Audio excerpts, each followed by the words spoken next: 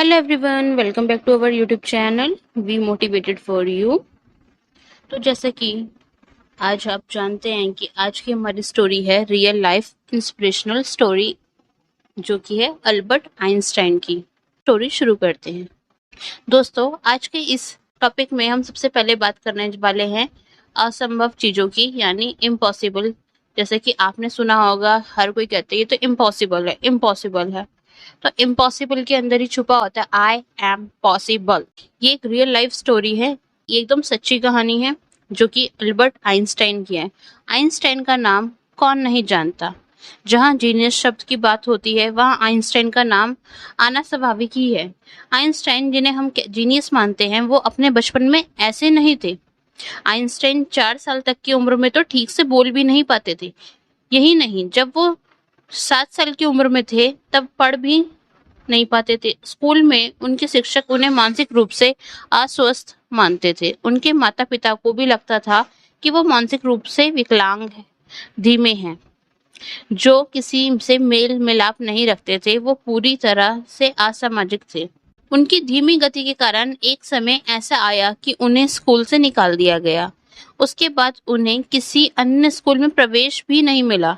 लेकिन उनमें जो अद्भुत क्षमता थी उसे कोई नहीं देख पाया। हो सकता है उन्हें अपने आप को साबित करने के लिए थोड़ा समय लगा, लेकिन उन्होंने लगातार मेहनत और प्रयास के दम पर न सिर्फ अपने आप को साबित किया बल्कि इतिहास में अपना नाम अंकित कर दिया। जिन्हें शुरू में मंदबुद्धि समझा जाता था, बाद में उन्होंने आधुनिक भौतिक का चेहरा बदल दिया। उन्हें नोबेल पुरस्कार से सम्मानित किया गया।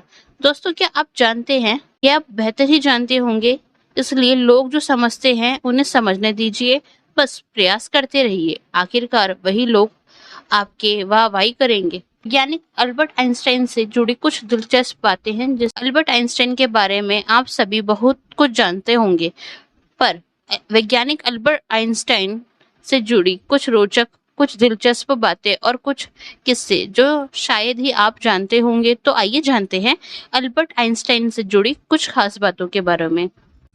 अल्बर्ट आइंस्टाइन से जुड़ी 40 रोचक और कुछ दिलचस्प बातें और कुछ किस्से। दोस्तों, हम सभी जानते हैं कि अल्बर्ट आइंस्टाइन का जन्म 14 मार्च को हुआ। क्या आप जानते हैं कि अल्बर्ट आइंस्टाइन के जन्मदिन को जीनियस डे के नाम से भी मनाया जाता है। अल्बर्ट आइंस्टाइन का जन्म जर्मनी के उल्म शहर में यहूदी परिवार में हुआ था। उनके माता पिता ने पहले उनका नाम उनके दादा के नाम पर अब्राहिम रखा था, लेकिन यह नाम कुछ ज्यादा ही यहूदी जैसा था, तब उन्होंने उनका नाम एल्बर्ट रख दिया। हम सभी जानते हैं कि अल्बर्ट आइंस्टाइन का दिमाग काफी तेज था, पर क्या आप जानते हैं कि बचपन में उनका दिमाग सामान्य बच्चों के दिमाग से काफी बड़ा था। जब पहली बार उनके परिवार ने देखा तो वो चकित रह गए। हालांकि बढ़ती उम्र के साथ ही एल्बर्ट का दिमाग भी सही शेप में ढलने लगा। आइंस्टाइन के दिमाग में एक औसत इंसान के दिमाग से मौजूद कई ज्यादा सेल थे। इसी वजह से वो इतने बुद्धिमान थे। दरअसल आइंस्टाइन की मृत्यु के बाद उनके परिवार की अनुमति के बिना उनका दिमाग निकाल लिया गया था। यह अनैतिक कार्य डॉक्टर थॉमस हार्वे द्वारा उनके दिमाग पर रिसर्च करने के लिए किया गया था। 1975 में उनके बेटे हैंस की आज्ञा से उनके दिमाग के 240 सैंपल कई वैज्ञानिकों के पास भेजे, जिन्हें देखने के बाद उन्होंने पाया कि उनके दिमाग में आम इंसान से ज्यादा सेल्स की गिनती है। एक बार अल्बर्ट आइंस्टाइन को उनके गणित के प्रोफेसर ने उन्हें लेजी डॉग कह दिया, क्योंकि वह पढ़ाई में बहुत ही कमजोर थे। अल्बर्ट आइंस्टाइन की शिक्षा से संबंधित एक रोचक कहानी। एक बार उन्होंने अपनी माँ को एक पत्र देते हुए कहा, माँ, अध्यापक ने यह पत्र आपको देने के लिए कहा है। माँ ने जैसे ही वह पत्र पढ़ा, वह मन ही मन मुस्कुराने लगी। माँ को मुस्कुराता देख आइंस्टाइन ने कारण पूछा, जिस पर माँ ने बड़े प्यार से कहा, बेटा, इसमें लिखा है कि आपका बेटा कक्षा में सबसे होशियार है। हमारे पास ऐसे अध्यापक नहीं है जो आपके बच्चे को पढ़ा सके, इसलिए आप इसका एडमिशन किसी और स्कूल में कर दो। यह सुनकर आइंस्टाइन बहुत खुश हो गए और पूरी लगन के साथ पढ़ाई में जुट गए और बड़े होकर एक महान वैज्ञानिक बन गए। जब उनकी माँ का निधन हो गया तो एक दिन आइंस्टाइन ने माँ की अलमारी खोली तो पाया उसमें उनके टीचर का लिखा हुआ वही पत्र था जो उन्होंने कभी उस छोटे से बच्चे को उसकी माँ को देने के लिए कहा था।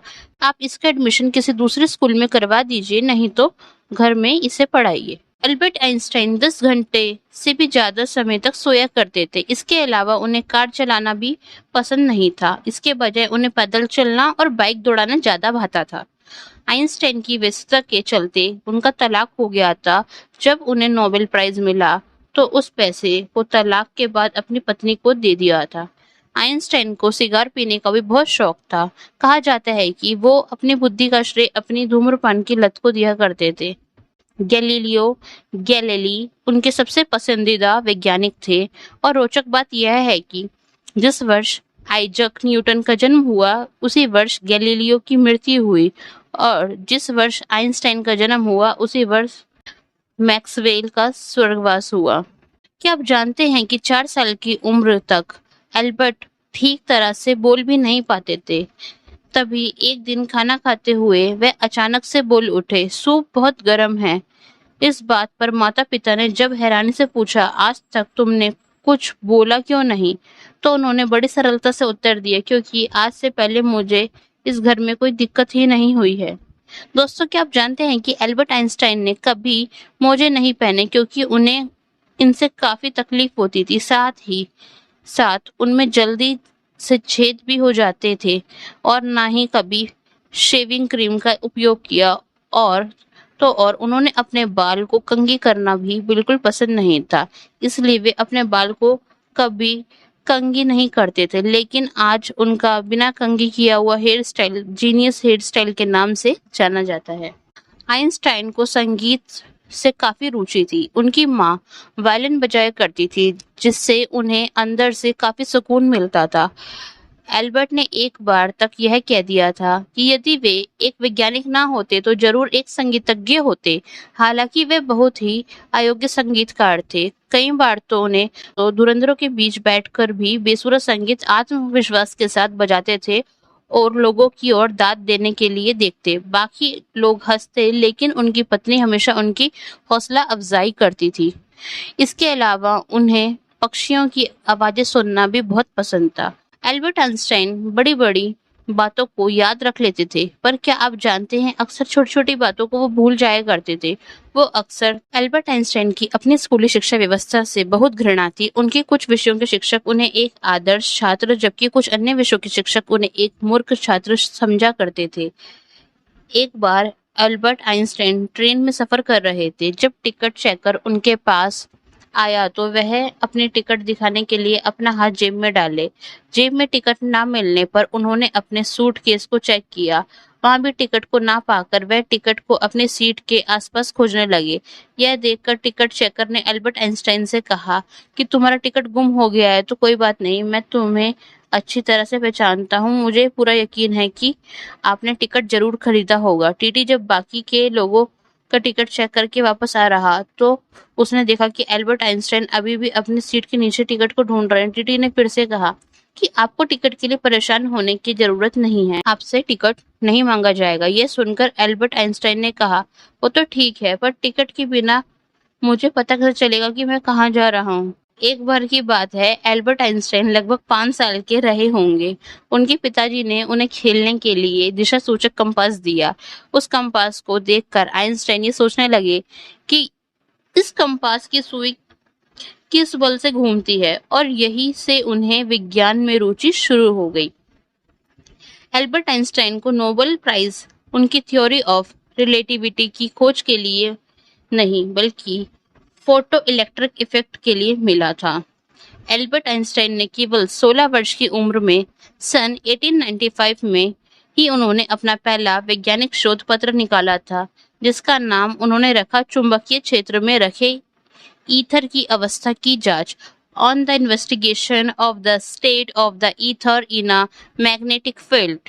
जब आइंस्टाइन एक विश्वविद्यालय में प्रोफेसर थे, तब एक दिन एक छात्र उनके पास आया। वह बोला कि सर, इस साल परीक्षा में वही प्रश्न आए हैं जो पिछले साल की परीक्षा में आए थे। तो एल्बर्ट आइंस्टाइन का उत्तर था, इस साल उत्तर बदल गए हैं। एल्बर्ट आइंस्टाइन को विज्ञान के अलावा और किसी चीज में दिलचस्पी नहीं थी। कहा जाता है कि सन 1952 में इनको इसराइल का राष्ट्रपति बनने का ऑफर भी आया था, लेकिन उन्होंने यह कहकर मना कर दिया कि वो राजनीति के लिए नहीं बल्कि विज्ञान के लिए बने हैं। एल्बर्ट आइंस्टाइन के प्रेम के किस्सों की एक लंबी लिस्ट है। अपनी दूसरी पत्नी एल्सा के होते हुए भी उन्होंने 6 अन्य महिलाओं के साथ संबंध रखे। उनकी मृत्यु के बीच 20 साल बाद उनकी सौतेली बेटी ने उनके 1500 पत्र प्रकाशित किए, जिनमें उनके लगभग 6 प्रेम संबंधों का खुलासा हुआ।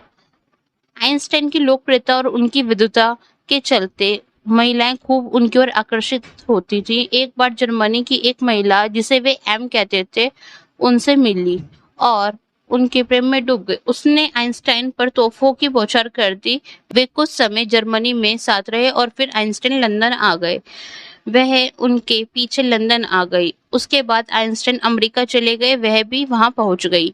उनकी ऐसी ही रूसी प्रेमिका भी थी, जिसे वह जासूस कहते थे। उसने भी आइंस्टाइन के पीछे लगभग आधी दुनिया का चक्कर लगा लिया था। टाइम मशीन की कल्पना भी सबसे पहले आइंस्टाइन ने ही की है और इस विषय पर उन्होंने कई शोध भी किए थे। आइंस्टाइन को नई भाषाएं सीखने में काफी दिक्कत होती थी, तभी तो जर्मन ही केवल एकमात्र भाषा थी जिसे वह ठीक से बोल समझ पाते थे। एल्बर्ट आइंस्टाइन अपने पूरे जीवन में एक मानसिक रोग, साइकेट्रिक डिसऑर्डर से पीड़ित रहे, जिसके कारण वे हर चीज को 2 से 3 बार दोहराया करते। उन्होंने चीजों को टेक्स्ट के बजाय पिक्चर्स के रूप में याद रखना ज्यादा पसंद था। वो कहते थे कि वह कोई भी ऐसी चीज याद नहीं रखते जिसे 2 मिनट में ढूंढा जा सकता हो।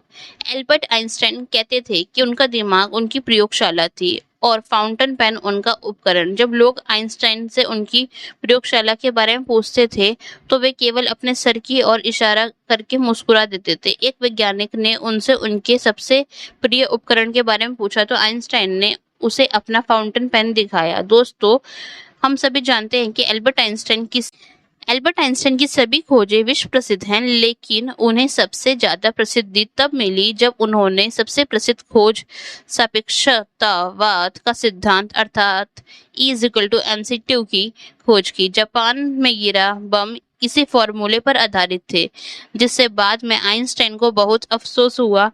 उनके द्वारा दिए गए सूत्र का इस्तेमाल पूरी मानवता को खत्म करने के लिए किया जा सकता है। एल्बर्ट आइंस्टाइन जिंदगी भर अपने इस गलत प्रयोग के विरुद्ध थे। एल्बर्ट आइंस्टाइन दोनों हाथों से लिख सकते थे, हालांकि ज्यादातर वे दाएं हाथ से लिखा करते थे। एल्बर्ट आइंस्टाइन लोगों को हमेशा प्रेरित रखने के लिए अपने ऑटोग्राफ दिया करते थे। वो अपनी कमाई दान में दिया करते।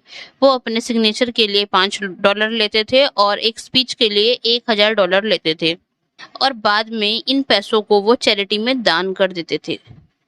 उनकी याददाश्त को लेकर काफी किस्से प्रचलित हैं। उनमें से एक किस्सा है, जब आइंस्टाइन प्रिंसटन यूनिवर्सिटी में कार्यरत थे तो एक दिन यूनिवर्सिटी से घर वापस आते समय अपना घर का पता ही भूल गए।